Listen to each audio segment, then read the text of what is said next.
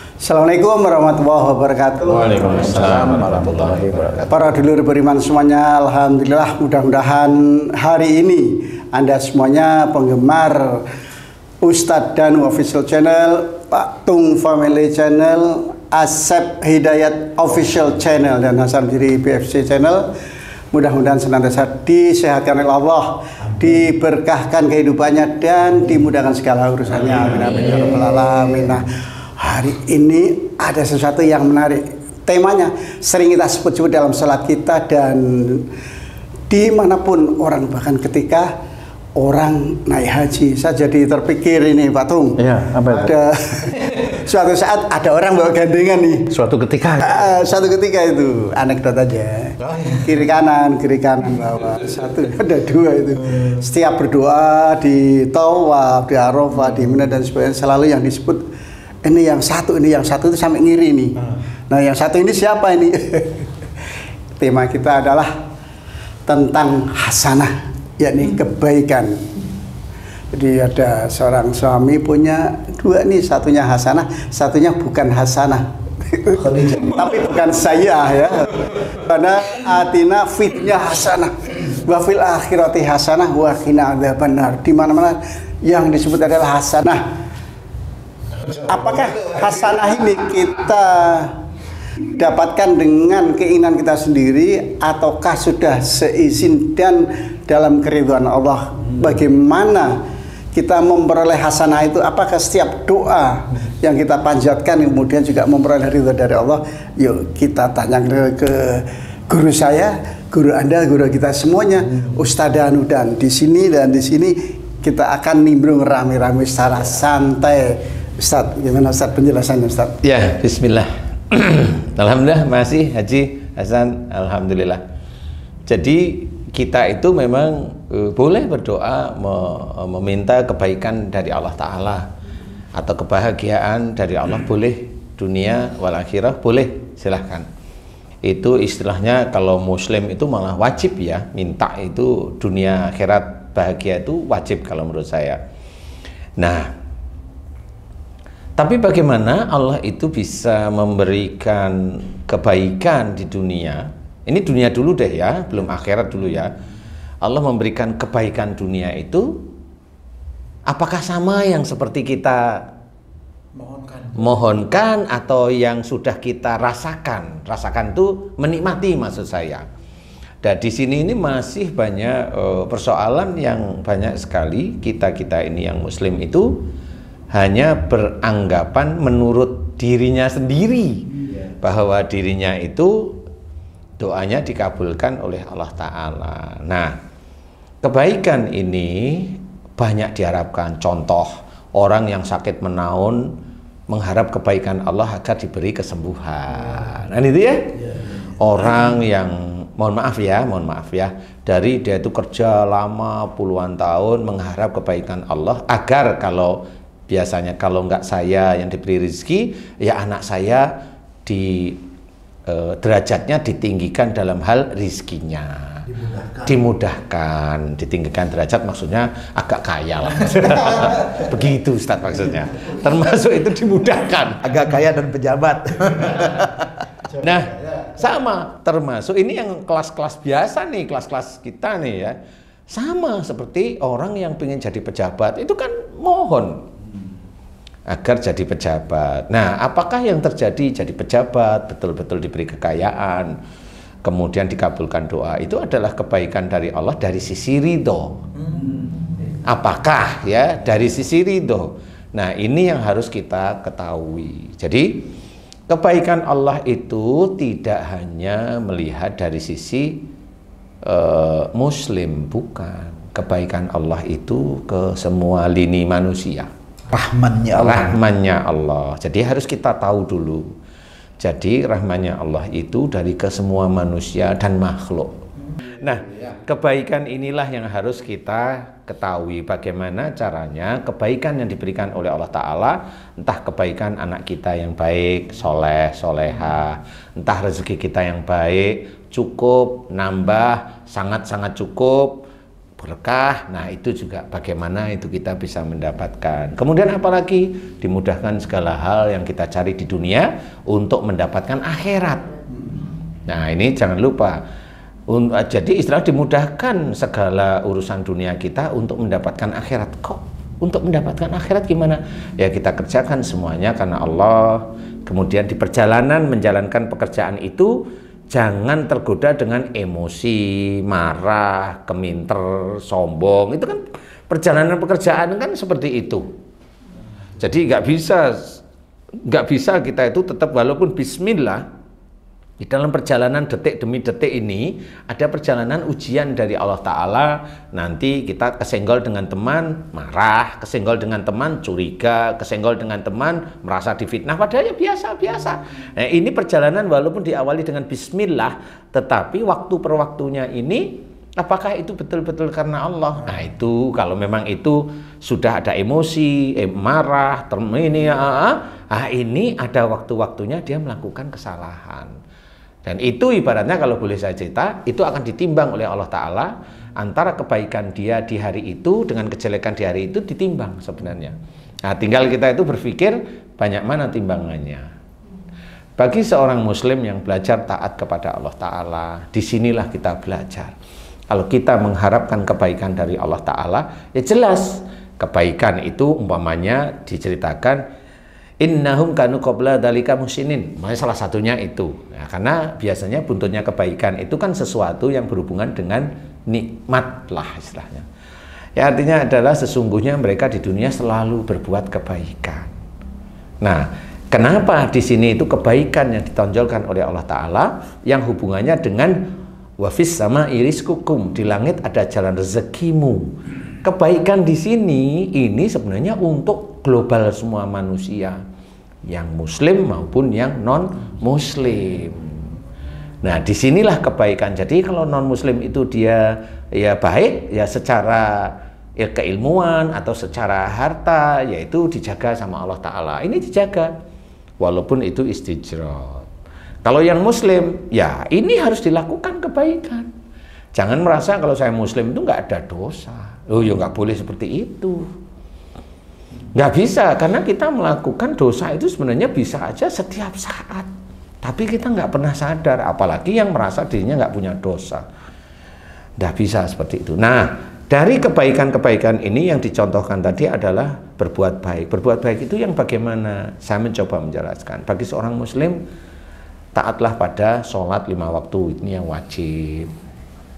Kemudian baca Quran, kemudian puasa, kemudian menjalankan sunnah-sunnah yang lain. Sunnah-sunnah yang lain itu bisa yang berhubungan dengan ibadah, ya nambahin sholat sunnahnya. Bisa menambahin dengan puasa sunnah. Bisa nambahin, umpamanya ngaji seminggu atau 2 minggu sekali menjadi sehari sekali, walaupun beberapa ayat atau 1 ain lah. Di situ kalau itu sudah bisa istiqomah, kebaikan itu kita kerjakan aja karena Allah. Jangan sampai kita mengerjakan kebaikan itu, kita itu pengen kuat sekali biar harta banyak. Walaupun kita bismillah, tapi hati kita itu ingin mengerjakan kebaikan itu, baca Quran, mau sholat, hati dan pikiran kita itu untuk harta yang banyak, itu udah dunia. Itu lillahi ta'alanya itu luntur. Nah, ini yang tidak pernah dimengerti. Dengan adanya lunturnya ini, makanya suatu ketika dia sakit, mohon diberi kesembuhan, ya nggak diberi sembuh. Bagaimana bisa membedakan keperolehan itu dengan ini lillahi ta'ala atau tidak, itu kira-kira itu? Kalau saya secara teori saya terangkan seperti itu. Kalau membedakan nggak ada yang tahu. Tergantung manusia itu sendiri. Nggak ada yang tahu, karena manusianya sendiri kalau dia itu isinya di dalam hati itu ujub riya, mana tahu dia kebaikan yang kerjakan. Adanya ya ujub riya itu yang muncul aja di dalam hatinya, ngeremehin temennya karena merasa dia lebih hebat daripada temennya itu. Ngisi YouTube yang keminter itu kan banyak yang begitu-begitu itu, nyerang ke temennya seperti itu kan keminter itu. Nah, ini dia tidak tahu bahwa itulah ujub riyanya dia. Merasa ya, dia merasa di titik itu, padahal belum tentu dia benar. Nah, kalau menurut saya yang saya tahu, momennya saya bisa tahu, oh salah dia, nggak boleh dia seperti itu. Ini menurut saya ya. Nah, kebaikan ini kan wak sangka aja manusianya. Makanya kalau momennya tadi kamu itu tanya, gimana kita bisa, nggak perlu bagaimana, kalau saya kerjain aja kebaikan itu. Karena kalau momennya bagaimana kita tahu, berarti tahu rapot kita. Yang tahu rapot kita itu hanya Allah dengan rokib, atid sama rokib. Kita nggak tahu yang kita kerjakan.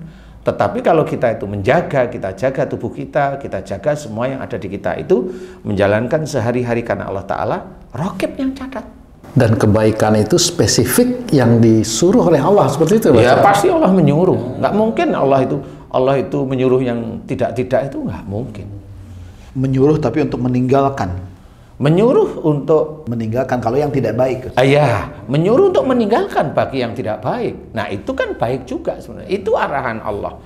Makanya banyak dalam ayat-ayat Quran itu senantiasa kita disuruh menjadi orang yang baik, disuruh menjadi orang, banyak ayatnya di situ. Nah baik itu yang bagaimana yang nggak pernah dijelaskan dalam sehari-hari. Sabar menerima musibah, iya. Sabar itu bukan diam. Sabar itu ada aktivitas, Actionnya. ada action. Sabar itu ada action, sabar itu ada action. Action, mencoba dia kerjakan, full sudah tawakal.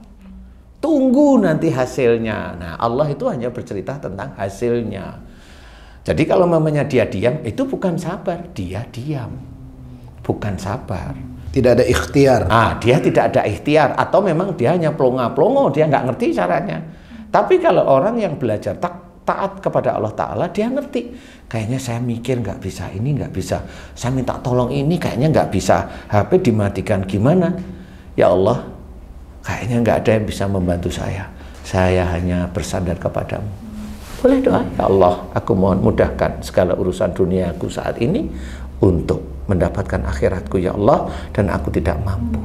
Aku serahkan kepadamu ya Allah, aku serahkan kepadamu. Pujilah Allah, subhanallah, walhamdulillah. Serahkan sama Allah Ta'ala, karena memang ada hal-hal yang kita itu tidak mampu berpikir itu dalam suatu keadaan. Jadi kebanyakan orang kan harus, enggak bisa.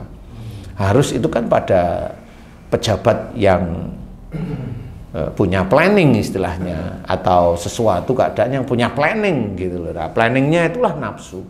Berarti Ustadz untuk mendapatkan tadi rezeki yang baik ya, judulnya tadi Mendapatkan kebaikan. kebaikan itu berarti ikhtiarnya harus karena Allah Ta'ala, tawakalnya pun harus karena Allah Ta'ala. Tunggulah hasil. Tunggulah hasil. Dan dimulai dari niat. Berarti niat dipelihara terus. Dipelihara terus, betul. Nah, ini betul. Proses ini dipelihara terus, karena proses ini nggak akan selesai. Sampai di rumah pun sama. Sampai di rumah, saya kan nggak kerja ini di rumah, saya imam. Sama istrinya begitu, kan nggak boleh juga. Itu tetap dijaga. Terus sama anaknya yang rewel, dia lihat gimana cara menaklukkan anak yang rewel. Menaklukkan itu bukan dengan menekan atau dengan ini, enggak, betul-betul menaklukkan karena kita paham bahwa saya harus, kalau orang Jawa itu ngelus-ngelus ya, apa namanya, menaklukkan dengan lembut istilahnya ya, menaklukkan dengan lembut maksud saya.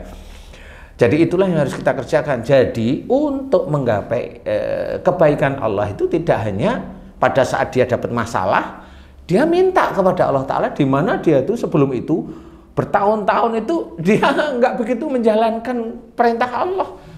Makanya kalau dia tidak menjalankan perintah Allah, kalau doanya dia dikabulkan, itu istijrah. Itu istijrah. Siapapun orangnya itu istijrah. Boleh nggak saya berpikir seperti ini Pak Ustadz, berarti kebaikan yang kita lakukan di dunia ini sebenarnya untuk bekal kita di akhirat, karena apapun yang akan kita dapat di dunia ini adalah pemberian dari Allah semata, seperti itu Pak Ustadz? Iya, makanya yang paling gampang itu kebaikan dari Allah itu salah satu yang ringan yang bisa kita mikir. Kita dikandung ibu kita, dilahirkan oleh ibu kita, disusui ibu kita, itu kebaikan dari Allah. Kita alhamdulillah dilahirkan, umpamanya ya maaf ya, kita sehat tidak cacat, itu kebaikan Allah. Itu kebaikan Allah. Pertanyaan saya, kalau kita mau mengharapkan kebaikan berikutnya yang saat ini, kita tidak melihat masa lalu, pernahkah kita bersyukur tentang kebaikan yang diberikan oleh Allah Ta'ala itu bertahun-tahun kepada kita? Nah itu maksud saya. Sehingga kita sudah diberi kebaikan oleh Allah Ta'ala ini lupa. Jadi kalau kita itu sudah sholat, sudah ini, akhirnya hanya cuma doa, ya Allah aku mohon ini, aku mohon ini, aku mohon ini. Caranya biar itu ini, baca ini, baca ini. Padahal dulu itu banyak salah dan dosa. Tidak bersyukurnya puluhan tahun. Dolimnya ya tahunan. Nah ini kan nggak pernah diperhitungkan. Nah yang begitu inilah yang salah di hadapan Allah Ta'ala, yang salah. Jadi akhirnya tetap aja Allah memberikan kebaikan bagi dia, tapi itu istijrat. Akhirnya apa? Orang yang seperti ini tidak melakukan kebaikan atau rasa syukur sejak dulu, biasanya ini pasti sombong, pasti sombong. Oh enggak kok, kayaknya dia habis dia dapat rezeki banyak, dia banyak datengin yatim piatu. Tunggu aja bicaranya, kayak apa? Tunggu aja. Saya sering setiap minggu sekali, tiap malam Jumat atau ini saya datengin yatim. Lah kan ngomong dia akhirnya. Apa yang dia omongkan ke media atau ke ini? Apa yang dia omongkan di dalam hatinya? Dia hanya ujub, ria. Tapi kebaikannya jadi rusak ini ya? Nah, itu salah satunya memang betul. Jadi kita harus memahami bahwa kebaikan itu harus kita susun. Istilahnya kalau kita itu mau bangun gedung, pondasinya itu harus kuat. Kan gitu. Disesuaikan dengan keadaan tanah kalau gedung ya, gitu kira-kira. Jadi pada saat kita itu mau meminta kebaikan, gedung itu utuh beneran. Nah, pondasinya itu harus kuat. Tiangnya harus kuat, baru itu nanti tersusun rapi. Nah, yang jadi pondasi dan tiang dan lain-lain sebagainya itu apa? Rasa syukur kepada Allah Ta'ala, memohon ampun kalau kita itu setiap hari melakukan dosa. Lawang kita itu hanya istighfar itu hanya berapa kali sih? Sehari itu coba kalau kita mau hitung-hitungan beneran coba, ayo jujur. Padahal kita itu dalam satu pembicaraan, kita itu bisa salah ngomong berkali-kali loh itu. Makin banyak dan makin lama ngomong, makin banyak salah sih, beneran ya. Nah, ini kita nggak sadar. Nah, itulah yang harus kita lakukan. Belum nanti kita ada action, ada aktivitas. Bisa aja di situ tuh banyak kesalahan.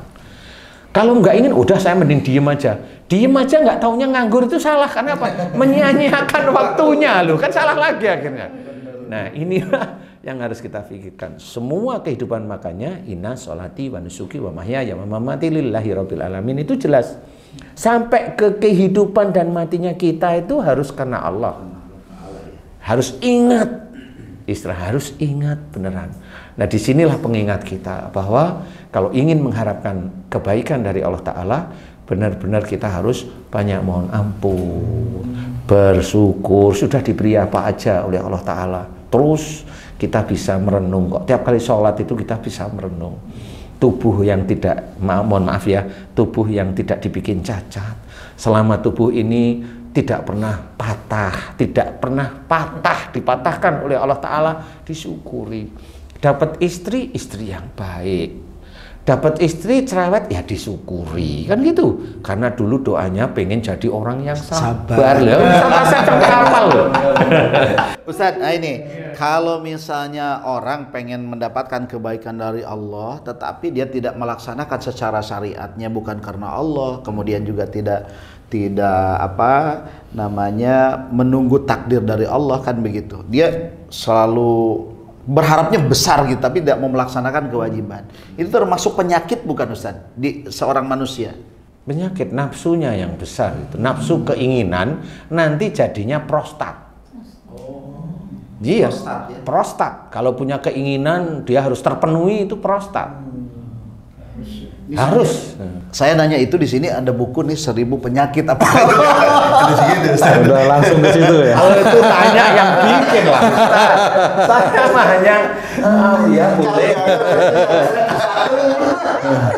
Oh, maaf ya. Boleh jadi kebaikan yang diberikan Allah kepada kita itu menjadi ujian buat kita agar kita ingat lagi kepada Allah. Seperti itu, Pak Ustadz? Iya, istilahnya. Jadi kan diceritakan banyak namanya ujian itu mulai dari kekurangan harta, kelaparan, kehilangan jiwa, dan termasuk buah-buahan itu diceritakan dalam surat Al-Baqarah itu kan jelas ya.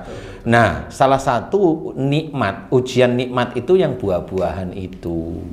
Buah-buahan itu kan dari pohon. Pohon itu berarti dari kita nanam pohon, nyiramin, nanti hasilnya buah. Maksudnya ada upaya. Ya, ada ikhtiar kita itu bekerja. Kita bekerja dengan cara-cara yang baik. Kan gitu. Nah, nanti ada hasilnya bulanan seperti itu.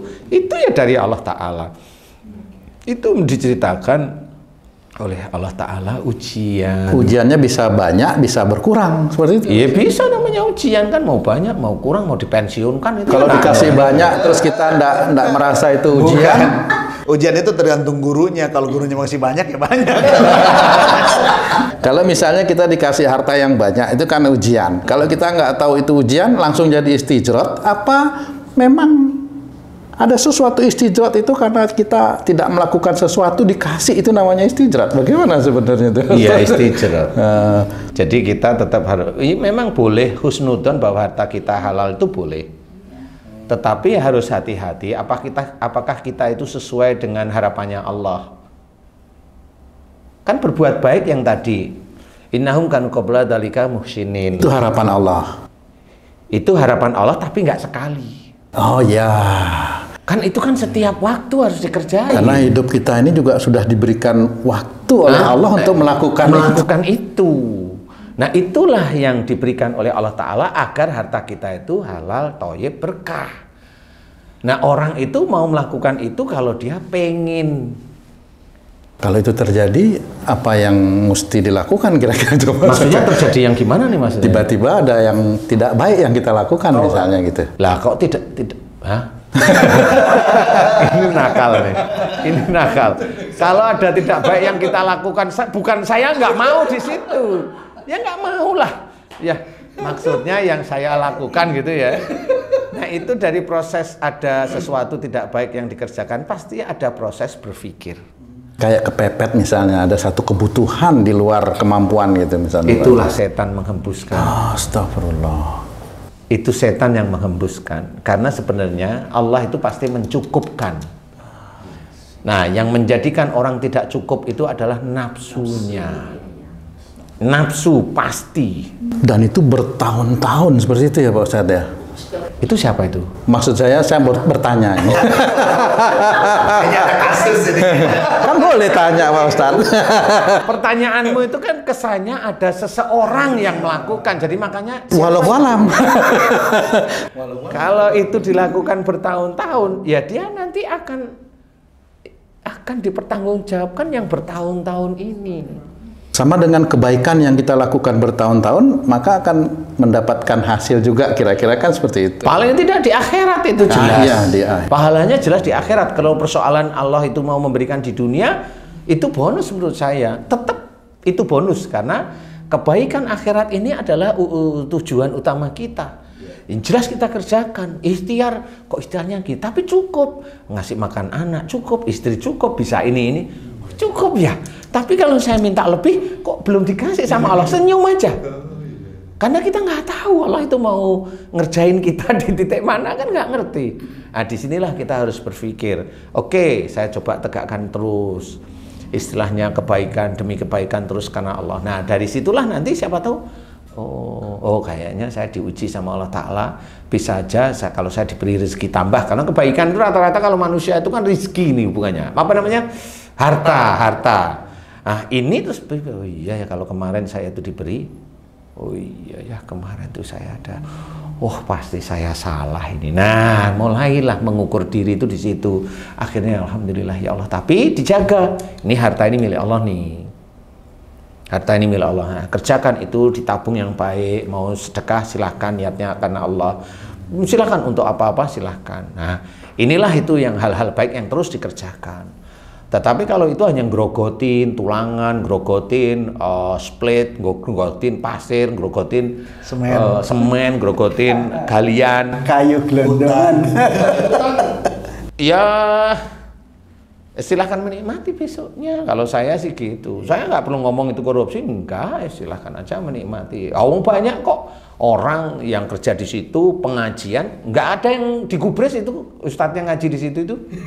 Dia hanya minta kalau instansinya itu banyak proyek, umpamanya. Udah itu. Ya, mau selamat aja. Mau enaknya. Mau enak aja ya. Mau enaknya. Nah, ini yang harus kita pikirkan. Kebaikan Allah itu bukan nikmat dunia, bukan. Kebaikan Allah itu adalah betul-betul apa yang kita kerjakan sehari-hari, nanti Allah akan memberikan. Tapi memberikan kepada kita itu juga nggak tahu. Nah, kalau kita mau belajar taat, semua petunjuk Allah yang baik untuk kita itu ada di sekitar kita. Umpamanya Ustadz Asep waktu di haji, tiba-tiba di sini ada yang ngomong, kok ini Ustadz Danu dimaki-maki yang di sini ya, kan gitu. Itu kan nggak ngerti, padahal di depan Ka'bah, tapi ada maki-maki di sini terus, di dalamnya. Nah, itu menurut saya, itu detik itu adalah kebaikan yang diberikan oleh Ustadz Asep untuk belajar. Yang biasanya emosional, belajar tenang. Karena ada sesuatu yang ini ngomong gak karu-karuan, memaki-maki, Ustadz harus lebih tenang. Sampai pulang ketemu sama saya tersenyum. Insya Allah saya udah tahu. Saya doain sebentar, hilang langsung. Alhamdulillah hilang ini Ustadz. Nah, di situ akhirnya Ustadz belajar. Apa yang bisa saya pelajari? Ustadz diajak belajar tenang, sabar, dan bijak. Paling Ustadz Asep bilang, saya nggak kuat, tapi itu nggak kuat saya lah. Ya itulah, mencoba menahan nafsu amarah dari titik itu, ya itu belajar. Apa selalu begitu Pak Ustadz? Untuk kebaikan itu selalu yang tidak enak itu yang diberikan gitu ya? Kan itu tidak enak yang dirasa itu ya? Ya, kalau kamu bilang tidak enak, di situ memang kamu itu selalu berharap Allah itu memberikan enak. Padahal yang tidak enak yang kita alami pun sebenarnya itu kebaikan dari Allah Ta'ala untuk kita. Makanya yang tidak enak jangan protes, terima aja lillahi ta'ala. Kalau kita terima dengan syukur, dengan memuji Allah, itu kan kita mencoba mengamalkan la haula wala quwata illa billah. Itu mengamalkan itu. Berat. Itu mengamalkan. Oh ya, saya tahu. Amalkan itu, terima dengan lapang dada, lapang hati. Nah, itulah nanti siapa tahu terus kita lakukan dengan istiqomah, mudah-mudahan kebaikan Allah itu kadang-kadang nggak kita minta, tetapi Allah itu memberikan petunjuk agar kita menjalankan ini. Setelah kita kerjakan, loh, alhamdulillah. Yang dulunya kalau ada hujan mau ke klinik itu sempit, agak bau-bau air.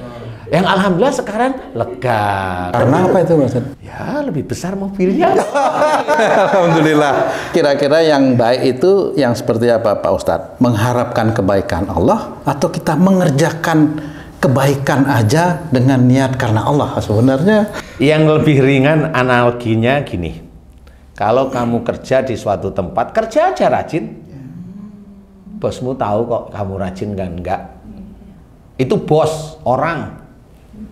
Muslim atau non muslim, dia bos kerja pasti dapat. Paling tidak sama seperti yang kamu inginkan. Kalau bosmu agak baik dikit, dilebihkan karena kamu rajin. Walaupun bosnya nggak lihat misalnya itu Pak Ustadz. Ya kan pasti lihat, mana bos yang tidak lihat. Misalnya ya ini pengalaman aja. Misalnya ada kurir gitu, artinya kurir mengambil barang. Bosnya kan nggak lihat ini. Dia serampangan aja gitu kira-kira bekerja mengambil barang. Nah itu bagaimana sebenarnya itu? Itu bisa mempengaruhi juga itu kebaikan? Bisa. Kalau momennya dia tahu ini yang diambil makanan, dia harus meletakkan baik. Pada posisinya lah. Ada adab, ini makanan. Bukan ini makanan tahu taruh di daerah, maaf nih selangkangan naik motor. Lah itu kan adabnya nggak bagus, wong dia tahu itu makanan. Berarti harus yakinlah kepada Allah lah yang melihat kebaikan. Pasti Allah itu melihat, kan ada rokib sama atid. Kalau dia tahu ini makanan ya mas, iya. Kan masa taruh di ini sih. Iya, bener itu Pak Kan Ustadz. gitu. Nah, itu yang nyatet langsung atit. Dia nggak sopan. Ini makanan yang akan dimakan oleh orang. Nah, di titik itu kalau dia biasa, orang yang seperti ini, umpamanya maaf nih ya, umpamanya kurir nih. Kurir ini, bagian yang pelayan ambil ini, biasanya nanti rata-rata yang saya amati, dia tidak naik jabatannya. Dia hanya kurir aja. Karena cara berpikirnya dia seperti itu, nggak ada adab, nggak ada ini. Mohon maaf loh ya ini ya. Tapi kalau dia ada adab, nih, dia dicatat oleh malaikat raqib. Nah, kalau dicatat oleh malaikat raqib, dia punya keinginan bahwa dia itu tidak ingin jadi kurir terus. Dia ingin punya Naik jabatan atau punya apa. Dia coba adabnya, meletakkan ini, adab dia dicatat oleh malaikat raqib. Suatu ketika dia dimarah sama bosnya karena terlalu sopan ini, dia diem, dia hanya nangis, Menerima gitu ya. dia terima itu. Itulah ujian berarti. Itu ujiannya, walaupun itu tidak enak. Suatu ketika dia ngelamar pekerjaan, dia dapat, dia lihat dia bagus, bosnya ini dinaikkan. Itulah cara Allah. Tapi kewajiban kita juga yang melihat kurir itu nggak benar, kita wajib mengingatkan juga ya. Boleh, mengingatkan boleh. Asal jangan di sini ada Marah dah ini. biasanya kan seperti itu Pak ya. Itu hebat, ya. iya, bukan masalah hebat, merasa kok itu di apa namanya ya, diawur-awur itu loh istilahnya. Itu kan muncul. Boleh itu, boleh sih, boleh. Nah, itu tetap dinilai oleh Allah Ta'ala. Itu dia mencari kebaikan Allah itu. Dia bicara dengan sopan, walaupun dia itu siapapun, mau pejabat kayak, kalau omongannya ngawur aja ya tetap dinilai tidak baik oleh Allah Ta'ala. Kalaupun dia tuh lolos terus, dia jadi jabatan terus menerus, itu istijrat. Walaupun kita nih, kita itu dakwah kelihatannya di depan TV baik-baik, tetapi di luaran fitnah temennya ini itu juga dinilai oleh Allah Ta'ala. Itu dinilai tidak baik. Dan malaikat atid yang mencatat. Kalau dia baik-baik di TV, di hatinya itu biar kelihatan bagus, bijak. Itu yang nyatet bukan raqib itu, walaupun dia keluarkan ayat-ayat Quran. Yang nyatet tetap atid karena dia itu biar orang itu kan, walaupun dia bismillah, ini hatinya ini kan beda. Ingin tampil, ingin hebat, ingin ini, sehingga orang itu biar melihat saya itu percaya kalau saya itu ustadz beneran namanya. Kan gitu, kemana-mana bawa ya atribut seperti itu ya sama. Nah itu ya sama, itu kalau kita hebat orang itu, tapi atlet nyatetin aja terus. Iya sibuk itu malah atlet. Nah di sini beliau tidak tahu bahwa walaupun dia dakwah, tetapi dia tidak mencari kebaikan Allah. Dia tidak mengerjakan yang disuruh oleh Allah Ta'ala. Ada ya seperti itu. Walaupun bismillah itu hanya beberapa detik. Kemudian detik per detiknya isinya ujub riya. Selesai sudah. Kalau bukan karena saya. Gitu. Insya Allah seperti itu. Insya Allah. Wallahu a'lam. Oke, alhamdulillah udah dapat banyak ilmu kita ya. Alhamdulillah. Ini mudah-mudahan ini juga sebagai salah satu dari kebaikan itu ya, dan memperoleh ridha dari Allah. Ustadz, di kesempatan ini juga saya menyampaikan juga ini, mudah-mudahan ini salah satu kebaikan juga nih Ustadz. Alhamdulillah kan Allah mempertemukan saya khususnya dengan Ustadz itu ya. Kemudian juga ada orang-orang soleh yang lain, Pak Ustadz Asep, Tarno, Pak Haji Zaim, Bunda Sari juga semuanya alhamdulillah. Nah proses ini kemudian seperti yang harapan Ustadz juga ini, dari zaman bengkel hati dulu ini Ustaz. Dari 2009 ya? Iya, 2007. Dan saya 2009. Oh, mulainya sih ya. Tapi kalau tahu nama Ustaz Dano dari 2004. Nah, nanti ada kisahnya di sini tuh ya. Itu dari 2004 itu dapat video-video beliau, dapat biodata dan sebagainya. Nah, di saat ini saya rangkai sebagai pemulung saya Ustaz, sebagai pemulung. Memulung dari SMS, dari diskusi, dari YouTube dan sebagainya, saya kumpulin di sini. Tapi kan seperti yang Ustadz pesankan, wanti-wanti, penyakit itu dari buah tangan kita. Kemudian sembuh itu hanyalah sebuah bonus saja. Dari keseharian kita, bagaimana tauhid kita benar, bagaimana akhlak kita mulia dan sebagainya. Kalau itu sudah bagus, maka otomatis insya Allah kita diberi kesehatan oleh Allah. Nah, itulah yang saya pesankan juga. Makanya di sini meskipun ada banyak tadi sebab, solusi dan doa dari penyakit, tapi kami berharap jangan membaca langsung ke situ, Ustaz. Tapi di sini ada kajian-kajian yang biasanya Ustaz sampaikan nih.